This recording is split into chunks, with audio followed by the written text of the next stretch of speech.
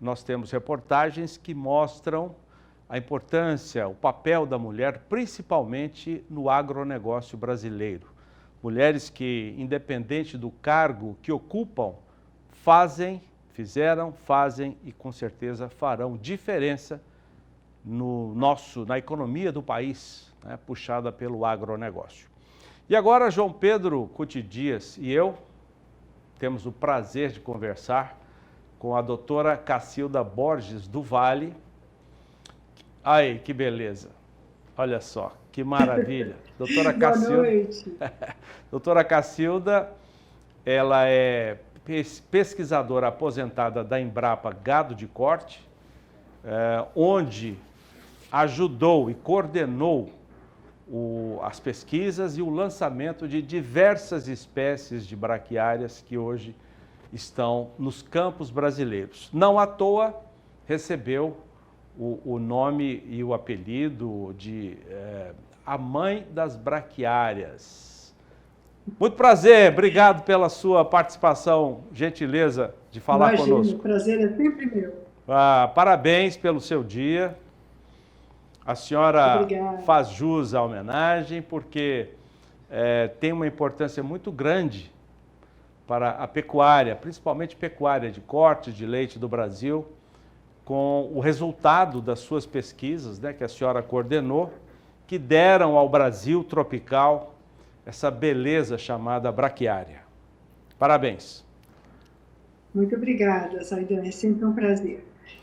Muito bom. E eu continuo trabalhando, agora sou parte da equipe de mídia da parceria Embrapa do Pasto, tentando sempre promover o uso das nossas forrageiras melhoradas, dando dicas sobre manejo, estou inclusive escrevendo sobre como conviver com a seca, tentando ajudar o nosso elo mais fraco da cadeia, que é sempre o produtor. Né?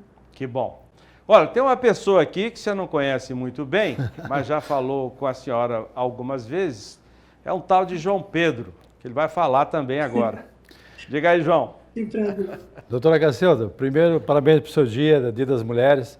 E o Zaidan ressaltou o seu papel na questão das braquiárias. Eu gostaria de agregar mais uma coisa. Eu acho que hoje você tem nas escolas de ciências rurais do Brasil inteiro a presença muito grande de mulheres.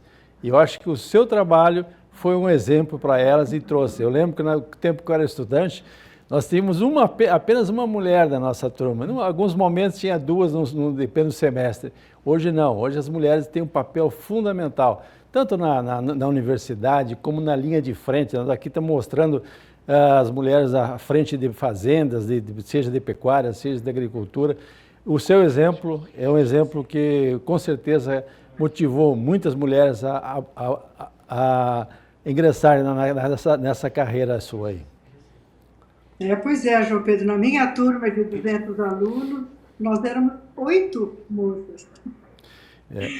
Mas eu nunca duvidei da nossa competência e de dizer, olha, se você quer enfrentar, tá certo, não era muito fácil de arrumar um emprego naquela época, né, 50 anos de formada, mas depois a gente começou a galgar esses espaços e isso veio bastante naturalmente. Eu acho que a parceria de trabalhar o lado masculino e o lado feminino sempre nas equipes, eu acho que isso fez muito bem para o nosso agro. Uma outra coisa, Cacilda, que hoje nós estamos vivendo um momento de duas grandes inseguranças, segurança alimentar e insegurança climática. E a gente acompanha os trabalhos aqui no Mato Grosso do Sul e acompanha no Brasil como um todo, a importância que as braquiárias têm. Eu acabei de mandar para você um vídeo de um pesquisador aqui do Mato Grosso do Sul, desenvolvendo um modelo de você fazer transformar uma pastagem degradada, recuperando ela e entrando com milho e braquiária.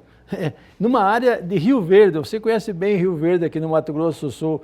No passado não tinha nada ali, hoje é um polo de produção em função de quê? Das braquiárias. As braquiárias viabilizaram elas têm um papel fundamental na transformação dessas áreas, especialmente essas áreas com baixo teor de argila, numa área produtiva de qualidade. Sem dúvida nenhuma, eu assisti o seu vídeo e vi realmente a braquiária consorciada com vídeo. Agora são várias opções, né? Nós podemos usar uma Pioneer, podemos usar uma BRS Integra, tem várias opções de outras braquiárias. Inclusive, eu vi também recuperação de passagem feita com tamanho, com BRS tamanho, que é um pânico fácil de manejo, né? E muito bom valor nutritivo. Então, é questão de arregaçar a manga e partir. Não vou dizer que vão fazer a fazenda inteira, mas que comecem do pedaço que precisa de maior recuperação e que invistam realmente nessa tecnologia. Nós temos imagens para ilustrar a nossa conversa e essa imagem especificamente fala e mostra a integração, agora não, a imagem anterior, agora já um pasto apenas de forrageira, mas mostra a integração do milho com a braquiária. Isso é uma tecnologia que não tem volta, né? Acho que não tem mais volta. Ainda bem. Eu lembro muito daquela visita que nós fizemos lá em Maracaju, você e o nosso amigo Kiko, junto lá numa fazenda do seu Martin Wanzer, a qualidade da braquiária, como ela se comporta, o desempenho dela. E uma coisa importante nesse momento que se fala tanto em carbono, se eu tenho 12, 14, 15 toneladas de matéria seca em cima do solo, eu devo ter umas 7, 8 embaixo. Então, a importância crucial que nós estamos vivendo hoje dessa questão do carbono. E a braquiária vai ter um papel fundamental de ser a grande sequestradora de carbono também. Exatamente. E a saúde do solo, né, Zaidan? A gente tem que pensar em tudo. A gente tem que pensar nos nutrientes que estão sendo colocados ali. Eu vi o exemplo de uso de fosfato natural e de outros produtos naturais, mas também a preocupação com a biologia do solo, né? Antigamente a gente só se preocupava com a física e química do solo e realmente esses capins que têm penetração a fundo no solo, vão deixando esse carbono em decomposição, essa matéria orgânica em decomposição, e isso vai retroalimentando essa fauna do solo, né? Doutora Cacilda, eu queria, João Pedro tem outras questões de ordem técnica também, e ele vai falar daqui a pouco, mas eu queria voltar um pouquinho, ou um tanto grande, porque vamos falar de Embrapa. A Embrapa, na década de 70, foi criada com o objetivo de levar profissionais formados aqui no Brasil, das áreas de agronomia, medicina veterinária, enfim, para que se graduassem, se especializassem, mestrado, doutorado, fora do Brasil, Estados Unidos, alguns na Europa também, para que o Brasil mudasse o seu perfil do campo, mudasse o perfil da agricultura e da pecuária, e de fato isso aconteceu. Não demorou muito para que acontecesse, hoje nós temos os grandes resultados, mas tivemos uma origem, que foi a ida de vocês. A senhora foi para os Estados Unidos com o doutor Ezequiel do Vale, né? Vamos lembrar um pouquinho, para as pessoas saberem, conhecerem, aquelas que ainda não conhecem, a importância que foi vocês irem para outros lugares. Com certeza, Zaidan. Quantas mulheres... Eu costumo dizer que nós tivemos uma época de pessoas iluminadas, inclusive com ministros de agricultura, os dois, né? Tanto o Alisson Paulinelli quanto o predecessor, mas pessoas que pensaram o futuro, pensaram em falar, nós vamos pegar pessoas recém-saídas da universidade, como era o meu caso, sem os vícios de, sei lá, de funcionalismo público, etc. Todos nós da Embrapa sempre fomos CLT, apesar de precisar passar concurso para poder ser contratado, mas fomos mandados para instituições de excelência para conseguir essa formação e depois, ao chegar, existia um recurso, que ainda era um recurso bastante grande para a realização de pesquisa, mas já pensando, a pesquisa começa no produtor e termina no produtor. Então, nós tínhamos que resolver problemas das cadeias produtivas, sejam elas de milho, sorgo, arroz, feijão, trigo, gado de corte, gado de leite. Então, nós chegávamos recém-formados com os nossos títulos, né? E eu me lembro do nosso chefe aí em Campo Grande, o doutor Marcelo, que falava: síndrome de tese, agora vamos esquecer. Agora nós vamos acabar com o problema do boi sanfona. Aquele boi que ganha peso nas águas e perde peso na seca. Então, foi um grande complexo, com vermifugação, com pesquisando o carrapato, doenças do carrapato, mas também mexendo com feno em pé, com suplementação a pasto, né? Tinha que dar certo, nós viramos essa página realmente. Eram muitas mulheres que foram, juntamente com a senhora, no início da Embrapa? Eram muitas? Nós não éramos muitas, não, mas eu achei interessante que ao chegar no Embrapa Gado de Corte, não sei se também porque era Campo Grande, ainda não era, tinha acabado de virar uma capital, né? Então, só no nosso centro, nós no começo éramos 16 pesquisadores, mas 3 de nós éramos casais. Eu com o Ezequiel, a doutora Valéria com o doutor Kepler, a Maria com o Osni e a veterinária Aparecida com o Sheik. Então, na verdade, éramos 4, 3 de agrônomos e 1 de veterinário.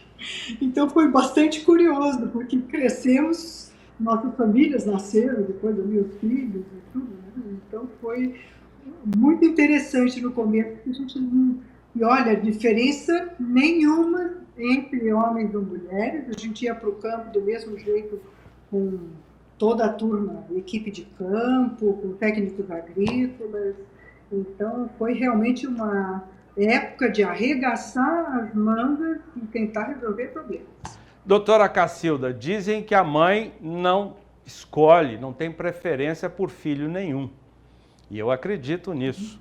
Mas eu vou perguntar para a senhora, qual braquiária, qual espécie de forrageira que a senhora ajudou a lançar, coordenou as pesquisas na Embrapa de corte, gado de corte, que te deu mais satisfação? A senhora falou, valeu a pena ter ficado lá trabalhando domingo na hora do almoço, regando as plantinhas.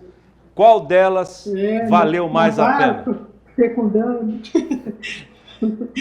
Pois é, eu tenho nosso primeiro híbrido, o Ipiporã, é um cruzamento que eu realizei em 1991 e a partir de 1992 a gente começou a estudá-lo, né?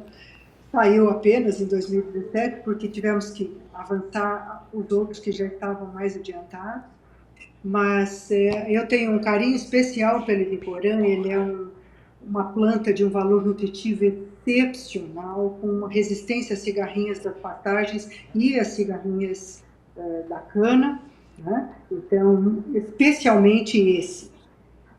E nós estamos com mais um que a gente trabalhou muito, é o Imaté, que já está até registrado e protegido, mas ele tem probleminha de produção de semente.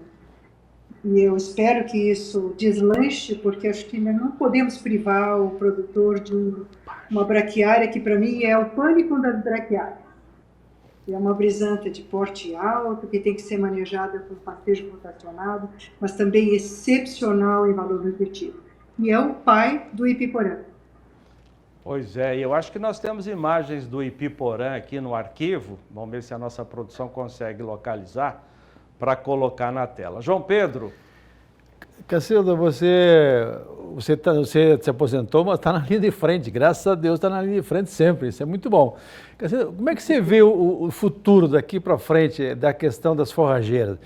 O Brasil tem um espaço muito grande para conquistar no mercado mundial, porque 90% do nosso gado ele fica no pasto, regra geral.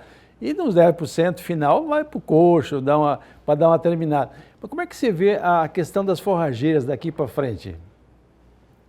Nós entramos na época dos híbridos agora, né, João Pedro? Então, já estamos trabalhando em materiais que tenham maior tolerância a período seco, maior tolerância a solos mais encharcados, maior retenção de sementes no cacho, para a gente ter uma semente de boa qualidade e com um preço acessível.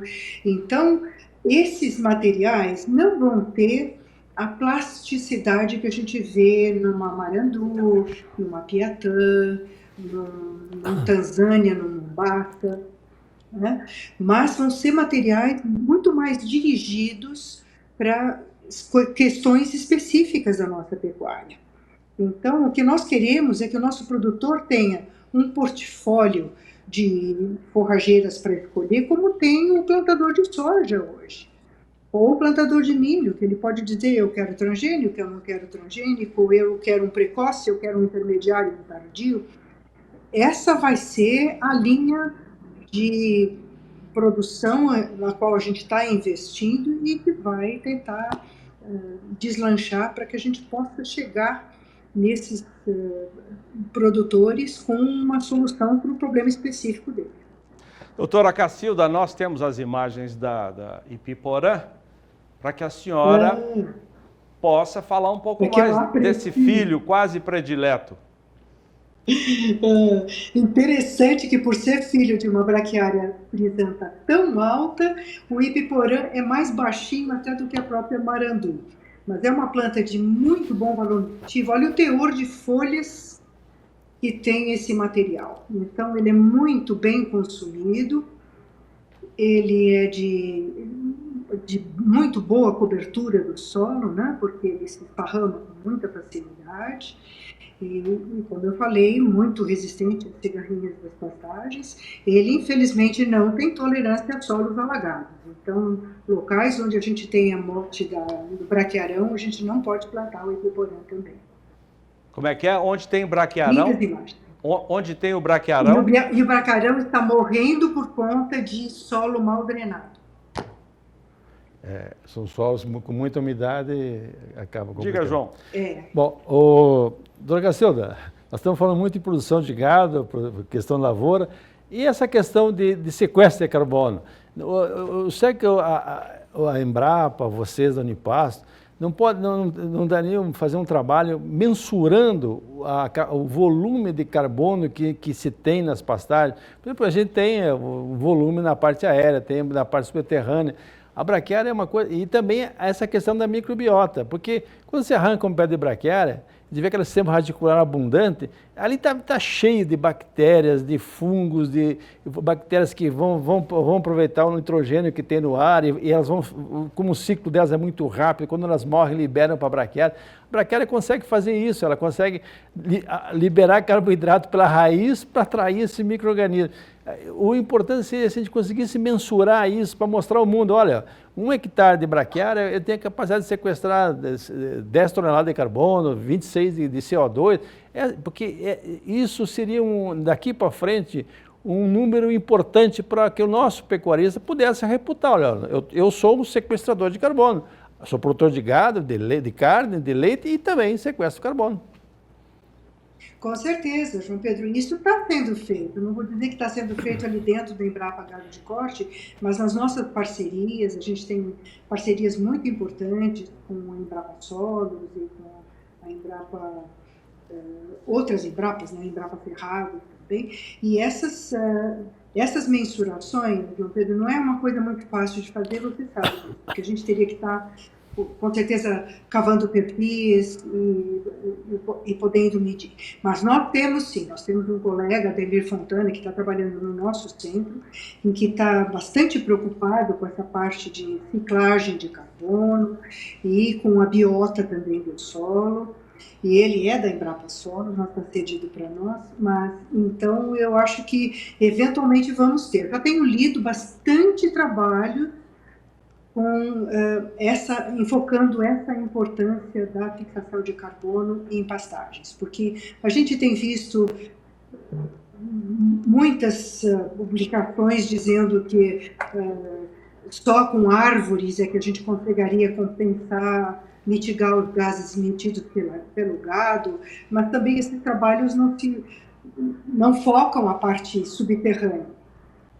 Então, também não estão sendo muito justos com essa tecnologia.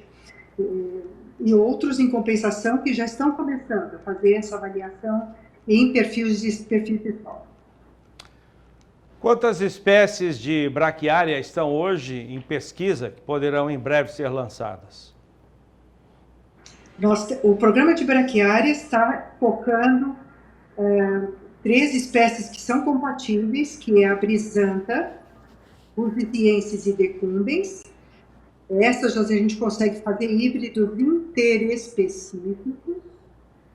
E nós temos também o programa de braquiária humidícola, que tem híbridos e que tem ecotipos que já estão bem avançados em ensaios de pastejo. Nós estamos com os primeiros híbridos de braquiária decumbens, ou seja, cruzamento de decumbens com decumbens, e esses estão já em pastejo também, já prevendo o lançamento possivelmente para 1 ano ou daqui a 2 anos.